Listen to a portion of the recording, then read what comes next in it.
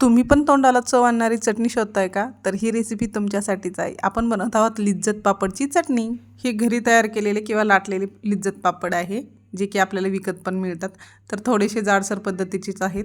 काहीच नाही हरकत, पण चवीला लई भन्नाट आहेत. तर मी इथे घेतले 2 पापड मस्त तव्यावरती भाजून घ्यायचे आणि पापड हे तव्यावरतीच भाजा बरं का, गॅसवरती काही भाजू नका.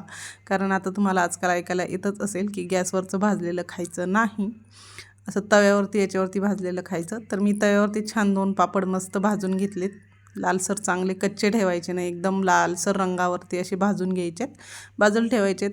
त्याच तव्यामध्ये थोडंसं तेल टाकायचं, ठेचलेलं लसूण टाकायचा आणि जे आपण पापड होते ना ते कुस्करून घ्यायचे हातावरती, मस्त बारीक असा भुगा करायचा आणि लसूण थोडासा काळसर होऊन द्यायचं, म्हणजे याचा फ्लेवर छान मस्त या पापडामध्ये उतरतो.